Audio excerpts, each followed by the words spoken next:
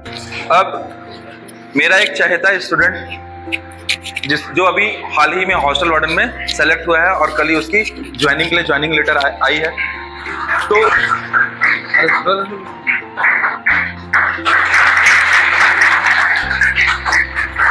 भूपेंद्र जी को जो hostel warden के पद पर चयनित हुए हैं वो आपको अपना एक्सपीरियंस, अपनी जर्नी बताएंगे और कैसे कैसे उन्होंने चीजें की हैं ये बताएंगे। आइए भूपेंद्र। तो सबसे पहले सभी सर को मेरा प्रणाम और आप सभी भाइयों बहनों को मेरा नमस्कार।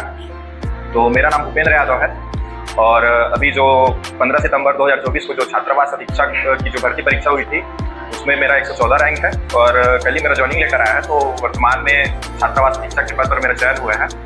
तो मैंने अपनी 8वीं क्लास तक की पढ़ाई सरस्वती शिशु मंदिर जो पुराना बस स्टैंड है वहाँ से किया हूँ और अपनी उच्चतर माध्यमिक विद्यालय की परीक्षा सरस्वती शिशु मंदिर उच्चतर माध्यमिक विद्यालय सीतामढ़ी से उत्तीर्ण किया हूँ। उसके बाद कॉलेज मेरा पीजी कॉलेज से हुआ है और कॉलेज में ही पढ़ते पढ़ते लगभग एक कंपटीशन एग्जाम की तैयारी की आवश्यकता मेरे को लगी। तो उसी दौरान लगभग यहाँ पे लाइवलीहुड जो गुजर बसर कॉलेज है रामपुर IIT में वहाँ सर लोग से पढ़ने का मेरे को अवसर प्राप्त हुआ। उस दौरान वो एक अब बोलना चाहिए मैं उसके लिए एक प्रतियोगी परीक्षा का आयोजन किया गया था जिसमें मुझे उतना अंक प्राप्त नहीं हुआ था कि मुझे वहाँ पढ़ने का अवसर प्राप्त हो, लेकिन सर लोग की दरिया दिली थी जो मुझे वहाँ पे पढ़ने का अवसर प्राप्त हुआ और सर लोग का मार्गदर्शन प्राप्त हुआ।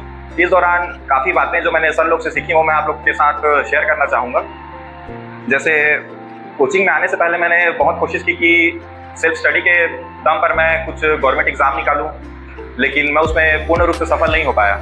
लेकिन धीरे धीरे जब सर लोग का मार्गदर्शन मेरे को प्राप्त हुआ तो थोड़ा बातें समझ में आई कि प्रतियोगी परीक्षाओं की तैयारी करने के लिए एक सही गाइडेंस, एक सही मार्गदर्शन की कितनी आवश्यकता है। वहाँ लगभग उस दौरान लगभग हम लोग वहाँ 1.5 से 2 साल का हमारा जो शैक्षणिक कार्यक्रम था वो लगभग वहाँ पे चला।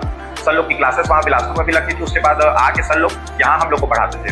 उस दौरान सर लोग को भी काफ़ी परेशानियाँ होती थी क्योंकि उस दौरान उतना व्यवस्था वहाँ पे नहीं था। सर लोग लगभग वहाँ सुबह 4 बजे से निकलते थे और यहाँ आके फिर हमारी क्लास लेते थे और लगभग ऐसा होता था कि कई बार सर लोग को नाश्ता वगैरह नहीं कर पाते थे। सर लोग बरसात का मौसम था, लगभग वहाँ पे हम लोगों ने गर्मी, बरसात, सर्दी लगभग सभी मौसम में वहाँ पे पढ़ाई की है। तो उस दौरान काफ़ी सर लोग को काफ़ी वहाँ पे मतलब हम लोग पढ़ाने में काफ़ी दिक्कतें आती थी। सर लोग हम लोग को पढ़ाते थे, उसके बाद शाम को जाके वहाँ पे बिलासपुर में भी सर लोग को क्लासेस लेनी होती थी। तो उस दौरान हम लोगों ने काफ़ी बातें सीखी जिसमें मैं कुछ आप लोग को शेयर करना चाहूँगा। जैसे कि इस कंपटीशन एग्जाम की तैयारी के दौरान सबसे महत्वपूर्ण जो मेरे को लगा वो है कि ये जल्दबाजी का बिल्कुल नहीं है। इस दौरान आपको एक प्रॉपर एक समयावधि चाहिए। जैसे आप 2 से 2.5 साल का एक प्रॉपर एक गोल सेट कर सकते हैं कि इस दौरान हम लोग को सिलेक्शन लेना है। इसमें जल्दबाजी बिल्कुल नहीं है, इसके लिए धैर्य की बहुत आवश्यकता है। इस दौरान हम लोगों ने लगभग उस 1.5 साल की क्लास में अगर 2 से 3 उससे ज़्यादा मैंने क्लासेस मिस नहीं की। लगभग पूरी क्लासेस हम लोगों ने अटेंड की थी और इस दौरान नोट्स वगैरह भी हम लोगों ने खुद के बनाए थे। उस दौरान हमारा शैक्षणिक कार्यक्रम तो काफ़ी अच्छे से चला, लेकिन उस दौरान लगभग ये होता था कि नोट्स वगैरह जो थे वो हम लोग को बनाने तो थे, लेकिन सॉफ्ट कॉपीज़ वगैरह के लिए हम लोग को खुद मेहनत करनी पड़ती थी। लेकिन यहाँ मेरे को पता चला कि सर लोग आप लोग को सॉफ्ट कॉपी वगैरह स्मार्ट बोर्ड से स्टडी होता है यहाँ पे, तो कुछ व्यवस्थाएं आप लोग के लिए कुछ एक्स्ट्रा एडवांटेज हैं आप लोग के लिए। उस दौरान मैं कुछ बात बताना चाहूँगा। जैसे आनंद सर ने कुछ स्टोरीज बताई थी, मेरे को प्रॉपर तो याद नहीं कि वो किसके बारे में था, लेकिन सर ने बताया था कि कोई एक थे सर थे शायद, वो अपने स्ट्रगल के टाइम में उनका कहीं एक लंबा ट्रैवल करने के बाद उनको किसी कोचिंग इंस्टीट्यूट में पढ़ाई करने जाना होता था।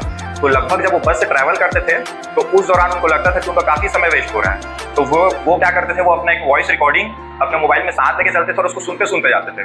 तो इससे सर भी बोले कि अगर आप लोग जितना अपने लिए बेहतर तरीके से आप लोग कर सकते हो उतना आप लोग इस नोट्स का सॉफ्ट कॉपी अपने पास रखो। तो उससे मेरे को पता चला, तो मैंने लगभग अपने जितने भी नोट्स थे सबकी सॉफ्ट कॉपी अपने मोबाइल में रखी थी और वो जितने भी नोट्स थे वो लगभग सर लोग ही बताए थे। उसके बाद सॉफ्ट कॉपी हो गया। उसके बाद सर ने एक ऑब्जेक्टिव एग्जाम के लिए क्लियर करने के लिए एक ट्रिक बताया था कि लगभग व्यापम में अगर कुछ क्वेश्चंस आते हैं, अगर 100 नंबर का एक व्यापम का क्वेश्चन है तो उसमें बहुत सारे दायरे होते हैं। कुछ क्वेश्चन होते हैं जैसे प्रीवियस ईयर के क्वेश्चन होते हैं, कुछ क्वेश्चन नॉर्मल बेसिक्स क्वेश्चन होते हैं और कुछ क्वेश्चन ऐसे होते हैं जिसमें हम लोग को कुछ रिस्क लेना पड़ता है। उस क्वेश्चन के बगैर व्यापम में सिलेक्शन होना मैं अपने अनुभव से जहाँ तक मुझे लगता है कि संभव नहीं है। तो उन जो क्वेश्चन जिसमें हमें रिस्क लेने होते हैं अगर उसको मैं कहीं से सीखा हूँ तो वो उसके लिए मैं आनंद सर का बहुत बहुत धन्यवाद करना चाहूँगा, क्योंकि उसके बिना व्यापम में सिलेक्शन नहीं है। जब आनंद सर और अंकित सर से मेरा मुलाकात हुआ तो उस दौरान मैंने सबसे ज़्यादा अगर मेहनत किया तो उसमें मैंने अपनी स्ट्रेटजी में किया। सर लोगों ने बताया कि किस हिसाब से व्यापम के एग्जाम के लिए, वनडे एग्जाम के लिए किस तरह की स्ट्रेटजी होनी चाहिए। उस दौरान लगभग मुझे तैयारी करते लगभग 2 से ढाई साल हो गए। मैंने ये सोचा कि अपने तरीके से तैयारी करते मुझे तो काफ़ी टाइम हो गया, लेकिन कोई नतीजा सामने नहीं आया। तो लगभग मैंने सर को पूरा फॉलो किया। सर ने बोला था कि जब पीएससी मेंस का जब एग्जाम होता है तो लगभग उसमें कंटिन्यू 4 दिन एग्जाम होता है उन लोग का, 2-2 पेपर करके, फिर लास्ट दिन में 1 पेपर होता है। तो सर ने ये बताया था कि मेंस वाले तैयारी करते हैं तो उन लोग का एक शॉर्ट नोट्स होता है बोल रहे थे, क्योंकि उतना टाइम नहीं होता कि वो प्रॉपर उसको पढ़ पाए। तो उसी का अब मैंने तो वनडे एग्जाम का ही तैयारी किया था, तो मैंने भी लगभग एक नोट्स तैयार किया था, शॉर्ट नोट्स था, जिसमें लगभग उस एक पूरे छत्तीसगढ़ के बुक को मैंने उस शॉर्ट नोट्स में तैयार कर लिया था। तो कम समय में बेहतर तैयारी मैंने की, और इसमें मैं सर लोग का बहुत बहुत धन्यवाद करना चाहूँगा।